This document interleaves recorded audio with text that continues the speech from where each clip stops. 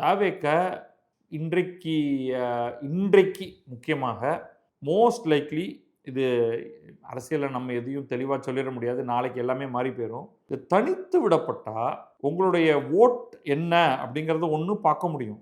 அதில் ஒன்று நல்ல விஷயந்தான், அது உங்களுடைய ரியல் பவர் என்னன்னு பார்க்கலாம். ஆனால் உங்களால் எதையுமே ஜெயிக்க முடியாது அப்படின்னு நினைக்கக்கூடிய அந்த லாஸ்ட் மினிட் யார் பக்கம் வாக்கை போடலாம் என்று யோசித்து கொண்டிருக்கூடியவர்கள்லாம் திமுகவுக்கு எதிரான வாக்குகளை எல்லாம் அவர்கள் கொண்டு போய் அதிமுகவுக்கு தான் போடுவார்கள். ஸோ உங்களுடைய ரியல் ஸ்ட்ரென்த்லேருந்தே கொஞ்சம் கீழே விழும். இது யாருக்கு நன்மை, யாருக்கு தீமை, யார் ஜெயிக்க போகிறார்கள், யாருக்கு எவ்வளவு இடம் கிடைக்கப் போகிறது அப்படின்னு தெரியல.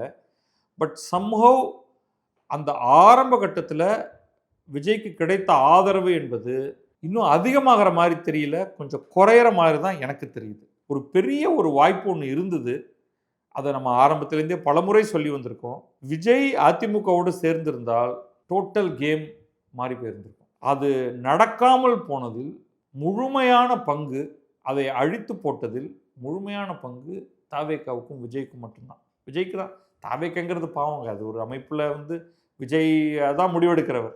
இன்றைக்கு நீங்கள் தனித்து விடப்பட்டு ஒரு பெரிய இம்பேக்டை எந்த இடத்துலையுமே பண்ண முடியாமல், ஈவன் காங்கிரஸையும் உங்களோடு இழுக்க முடியாமல் ஒரு மாதிரி தொங்கிக் கொண்டிருக்கிறீர்கள். பஞ்ச் டயலாக் சொல்லலாம், ஓம் சக்தி பராசக்தி, திமுக ஒரு தீய சக்தி அப்படிங்கிற மாதிரி சில பஞ்ச் டயலாக்லாம் சொல்லலாமே தவிர, இது பஞ்ச் டயலாக் சொல்லக்கூடிய சினிமா இல்லை, அரசியல் களம். ஸோ இந்த அரசியல் களத்தில் வாக்குகள் உங்களுக்கு ஓரளவுக்கு கிடைக்கலாம், ஒரு சீட்டு கூட கிடைக்குமா அப்படிங்கிறது இன்னைக்கு டவுட்ஃபுல்லாக எனக்கு தோணுது.